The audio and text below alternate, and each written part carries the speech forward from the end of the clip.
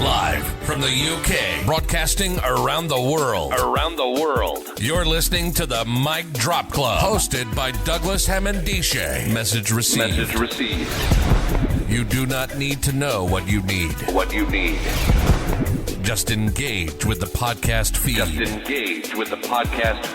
Providing weekly insights into cool stuff we've read, saw, did, or heard about what made us say, wow, eureka, damn, nothing is off limits. If it motivates and inspires you to reach your goals, then it shall be discussed. Featuring guest interviews from high performers and people of influence, and weekly awards for the best mic drop moment. This podcast is guaranteed to leave you pumped up for the week ahead.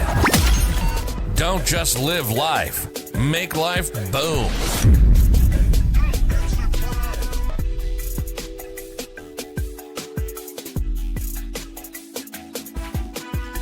So hi everybody, it's Douglas Hamandishe, your Deputy Mayor for Medway.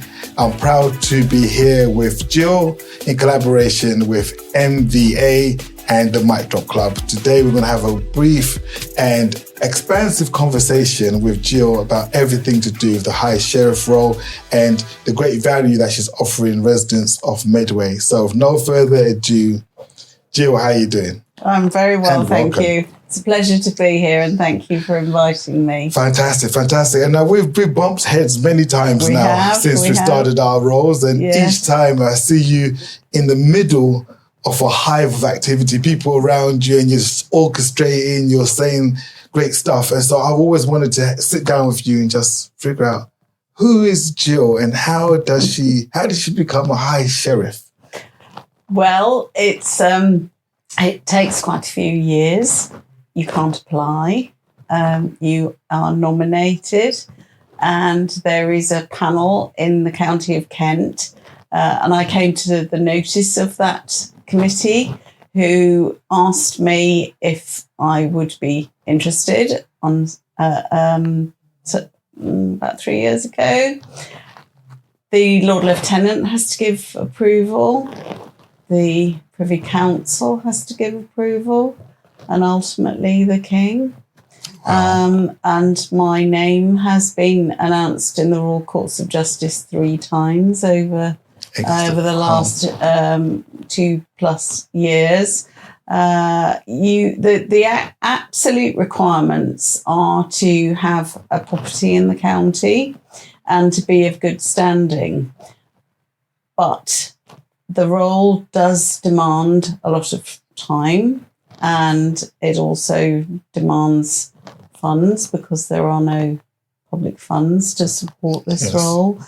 Nevertheless, it's a huge honour, and I'm thrilled. Yeah, and that radiates every time I see you at events. It just radiates. You're built for this position, I can assure you. Oh, that's very kind. Yeah, as the Deputy Mayor myself, to give back service is the greatest honour. So when we do sit down and go to these events, and we're coming from that privileged background, meaning it's a privilege for us to serve the community, it does resonate well. Because every time I'm around you, I've seen the joy, the interest that you're sparking other people, the ideas, the connecting people together, which is something that is unquantifiable, I would say. Lovely, thank you. No, it's well deserved. So how did you, so now you're the High Sheriff, and how are you going about making that role yourself? I think I asked you this question at a dinner event we were before. So the responsibility, I'm the Sovereign's representative for law and order, but that responsibility is greater than that. So we do have a responsibility to support the Lord Lieutenant, to support the statutory organs of our country like the royal family, the judiciary, the emergency services, charities, the voluntary sector. In days gone by, because the role has existed for 1,000 years, High Sheriffs were appointed again, still by the King, usually. We didn't have many queens. And their responsibility was to administer justice. So many of these days were prior to judges, priority magistrates, priority inland revenue, and the high sheriffs had the responsibility for all of that. So they were immensely powerful yes. and had immense responsibility. Thankfully, as a modern high sheriff, I don't have that level of responsibility. We do have some responsibilities still, and declaring the election results for Chatham and Aylesford as returning officer was a huge privilege.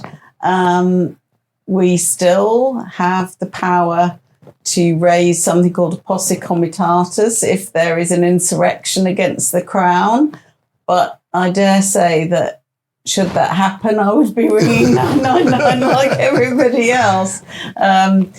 So the role is largely ceremonial now, but we do have the ability to acknowledge and recognise service and make connections and say thank you, and sometimes deliver awards because that is in our gift too. No, absolutely. And the fascinating thing is, as you're making this role your own, like you're creating your own playbook. And so there's something about law and order and this sense of there might not be the statutes that govern the role in terms of actually administrating law and order, but there's something about the community identifying that there is the symbolism encompassed within your role pertaining to law and order and how people should be conducting themselves.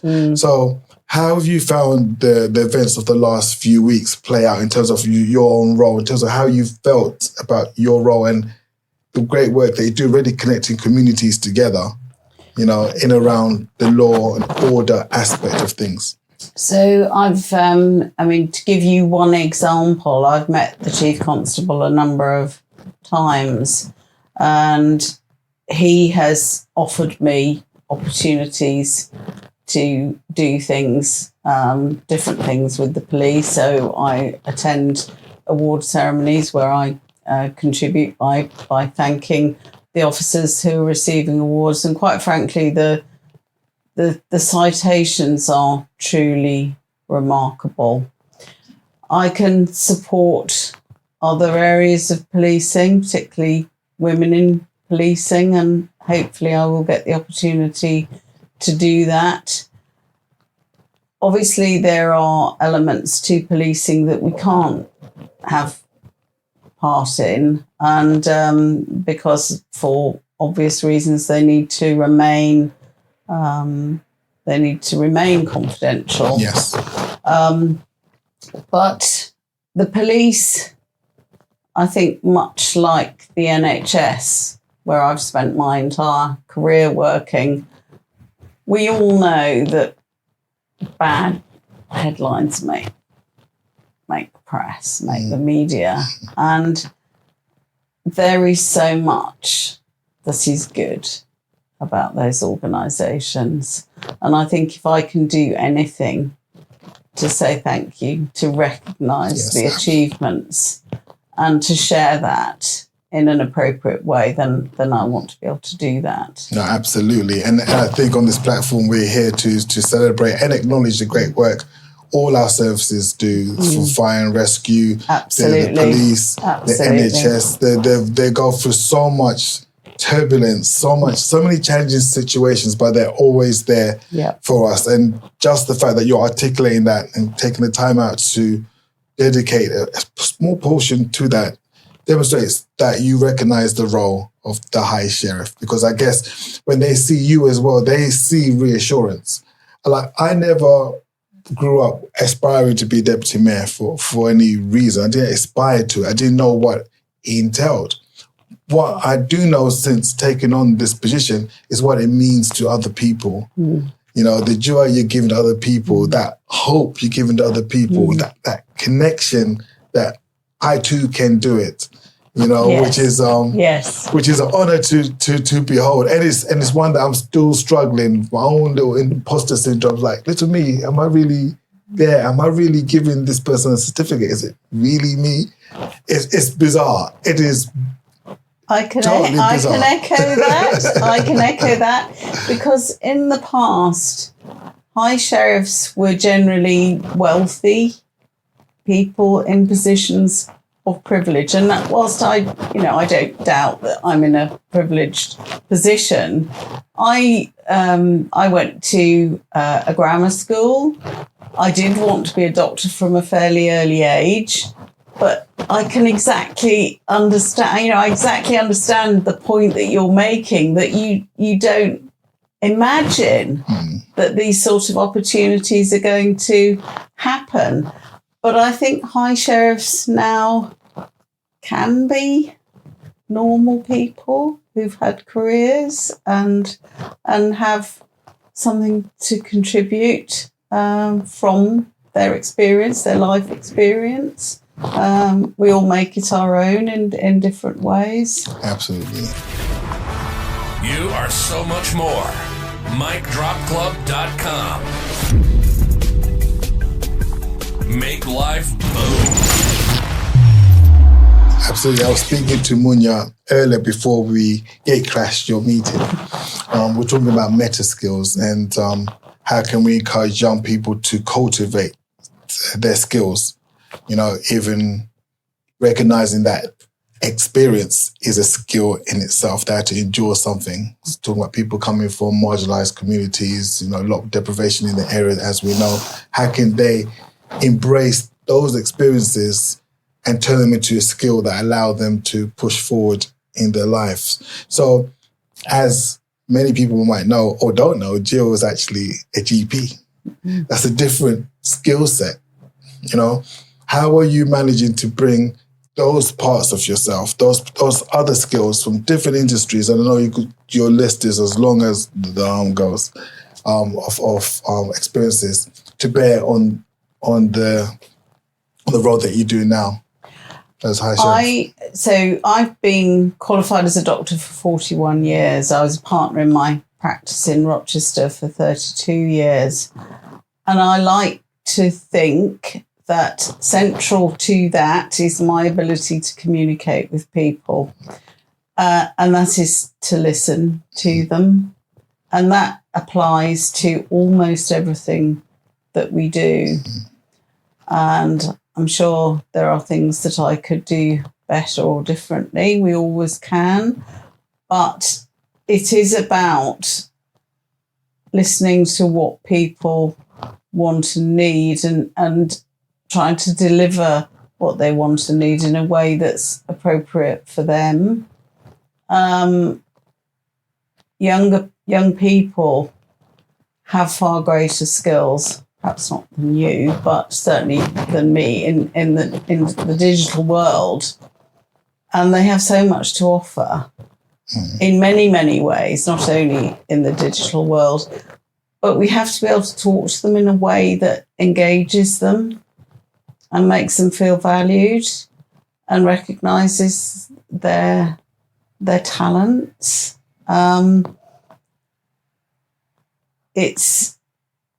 Volunteers have typically been older, but we have to find ways of engaging younger people. Some of them are struggling with work. It is potentially a way into work, but it's got to be something that they perceive as being valuable to them. Yes. As well as it can't be one-way traffic. So it's got to be of value to them. I mean, I am only a volunteer now. I have been since I did go back to work in the COVID pandemic, but I then returned to my voluntary role. So I only work for love and no money, and most of us work a lot for love and not much money. But I do see value in volunteering, and we know from the evidence that's available about the benefits to mental and physical health. But it's no good giving the same message that we've given to other people. We have to listen to younger people and try to understand how they want to receive those messages. No, that's great, because you says listening quite a few times in that brief monologue. It's spoke about listening. That is so fantastic. I know a lot of people, when they talk about their GPs, they talk about how things were better back in the day. Should I say, back in the day, GP would listen, have more time to listen, acknowledge. And young people, when they feel not acknowledged, not listened to, that's when you get that big disconnect. Yeah. So I know that definitely from speaking to you, that attribute, that skill of listening is something that is truly transferable into the role that you are doing, and you're benefiting other people from that. In terms of this whole question of younger people coming to volunteering, we had the Olympics here, London Olympics a few years back. Fantastic push for volunteering. Lots of young people volunteered across the board. We also had the global pandemic with COVID. A lot more volunteering happens. It seems, and I want to know your opinion about this, it seems as if we're rolling backwards slightly in terms of volunteering. I mean, I can give you one specific example about the COVID pandemic where I did come, meet a lot of volunteers. A lot of people were furloughed and were not going into work. So we were able to engage those people as volunteers. They no longer were available once they'd returned to work as volunteers.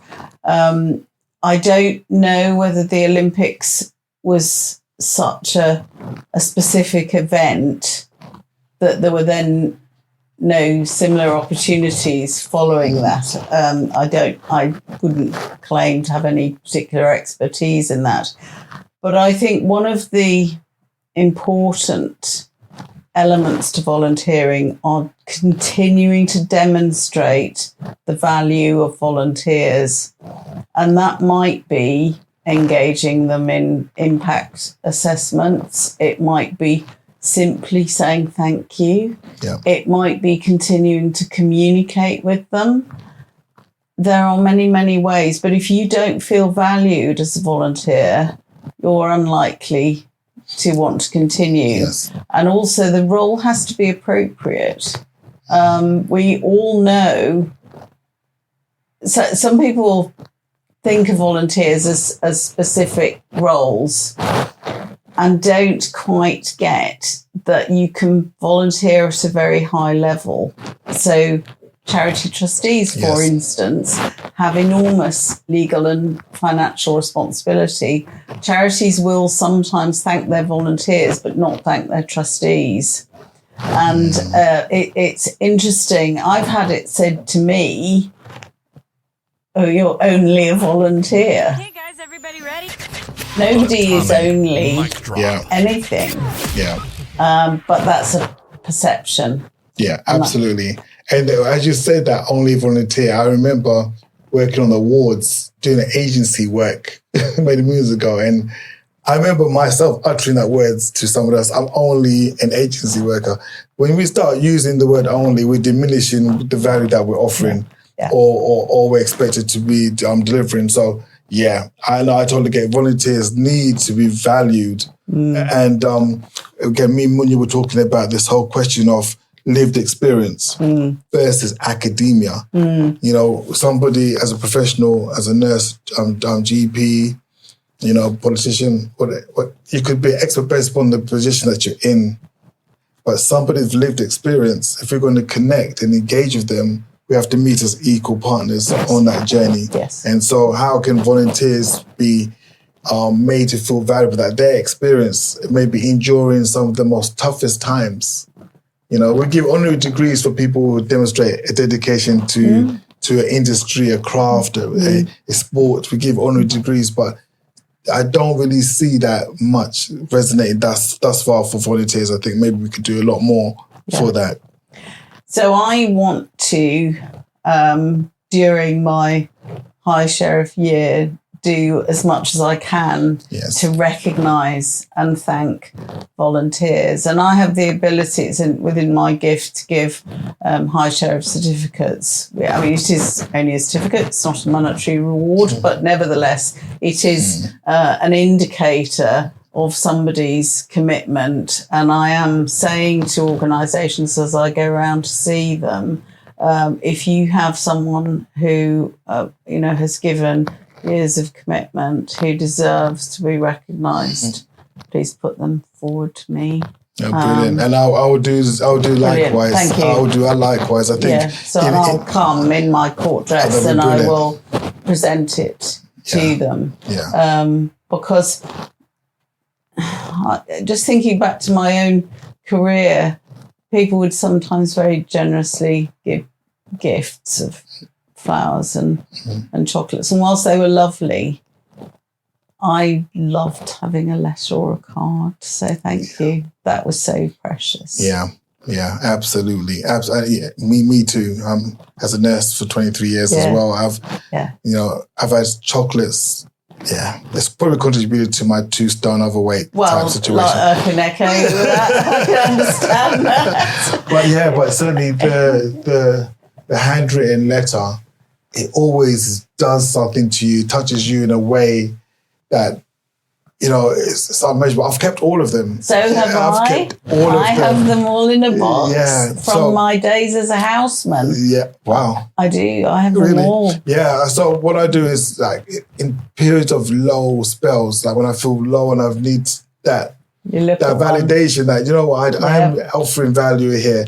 I read, and it takes me back to the exact time. I can smell what it will smell like. I know what I was wearing. I know the whole vibe. It just brings you straight back, and I'm back in tune. So Douglas, fix up. I know I'm offering value.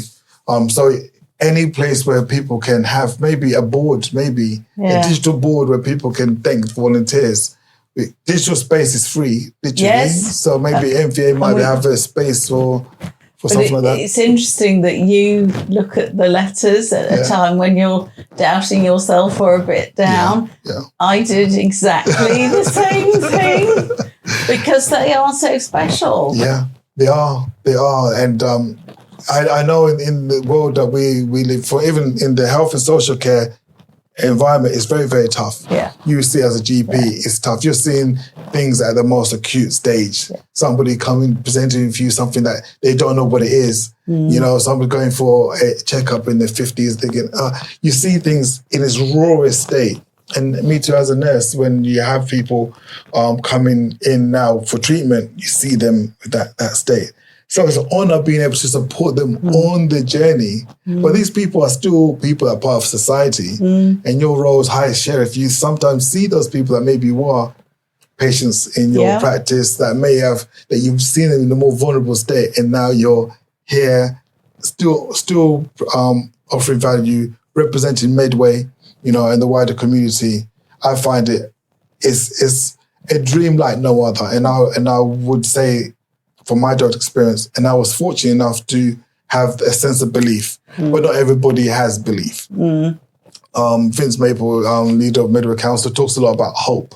I support that, and I also talk about believing in belief. Even if you don't believe what someone else believes in, but I believe in the power of belief, and that led me to do volunteering at a very early age. The reason why I'm a techie is because even in the health space, I volunteered to work in the information management technology department for free.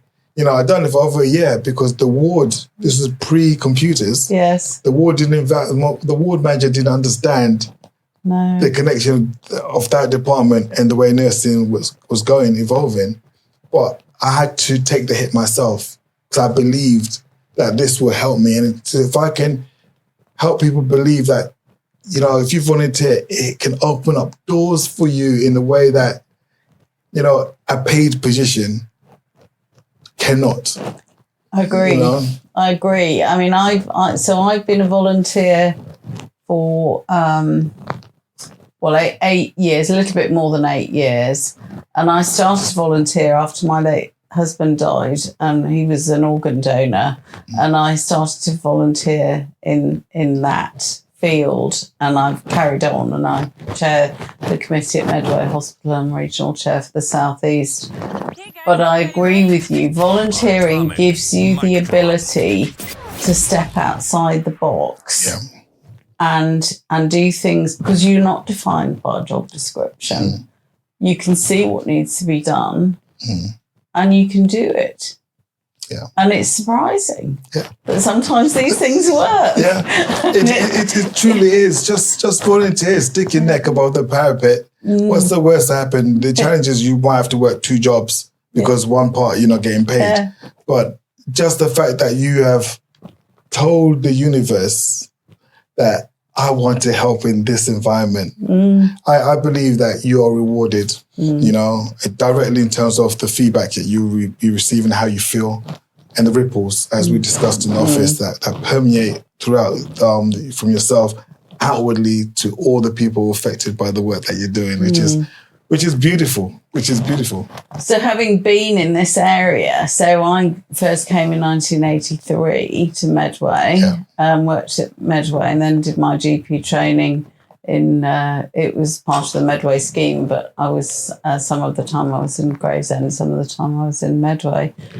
And then with the jobs that I've done alongside being a GP, you build up huge numbers of contacts, and it's wonderful to re-meet people, sometimes in different jobs, and like meeting colleagues here who I haven't seen for years. And it happens all the time, and it is wonderful. And you can build on those relationships. Yeah, and I think society needs a lot more volunteering. We need a period of time where it's not about me. And you can see that road leads to despair and dissatisfaction. But when you help others, you're healing yourself in that process. They give you back a healing, unlike no other, you know. And I think when I started to volunteer in organ donation, so having gone through the sudden death of my husband, who was only 56, and we didn't know there was anything wrong with him. He had a cardiac arrest and died, but he carried a donor card, and I knew that. And so actually the decision about donation was easy, but once I'd got over the initial shock and then offered to volunteer, it helped me beyond measure to give back, and I think you can't underestimate the physical, mental health benefits, the sense of self-worth and the sense of purpose that you get from volunteering. And I'm sorry about your loss. It is tough. It is tough, but it puts you on that journey. When you make it about them, it's not about me. You know, as a collective, we heal each other. I think we all need to healing. We've had so much division across the country. You know, we've had a cutting in half, literally, through Brexit in terms of in or out. Then another cutting in half in terms of, you know, political party affiliation, whatnot. So we just need somehow to connect back to our humanity. You know, and the people are terrified to be honest, out there. They don't know friend or foe. They don't discern things. But we need just to bring back humanity, connect to people, and our roles being those, being the gravitational pull, center of the gravitational pull within communities. Say, you come here. Let's have a conversation. It's beautiful. I've had faith leaders from different faiths. Yes. You know, like I said, in the last 2 weeks, I've had race riots and all that. Also, sit down. Come here. You come here. You come here. Let's talk.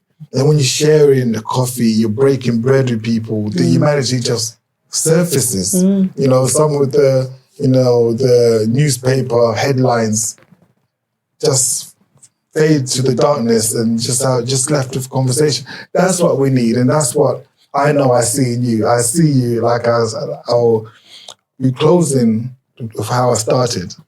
You know, you're at the center of activity. People, you're connecting people, and that is beautiful just to behold. And I know that is your unique way of making that role yourself. Thank you. Well, I'm very open to doing as much as I possibly can, because I don't know what I don't know, and opportunities are continuing to present themselves to me during the year, and I will continue to do as much as I can, particularly visiting charities that need more of a voice. And it's go back to what I said at the beginning too, which is that it's a huge privilege, and an honour to be given this position, and I will certainly do my utmost to make the most of it. Fantastic. Jill, thank you very much. It's an honour to have this conversation with you on the behalf of MVA, the Mic Drop Club. Thank you very much. It's a pleasure. Thank you. Do you struggle to achieve your goals or to find your purpose in life? Why waste your time dreaming when you could be fulfilling your biggest, boldest, brightest goals? Tune in to the Mic Drop Club and listen to guest speakers and people of influence as they reveal their secret techniques to help you to get to your dreams and goals and turn them into reality. Tune in to the Mic Drop Club, where the secrets behind achieving extraordinary results are shared weekly with your host, Douglas Hamandishe.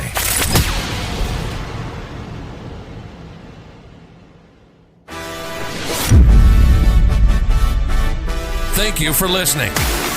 Don't forget to check out micdropclub.com and get the show notes and useful links. Subscribe to the podcast. Don't just live life, make life boom.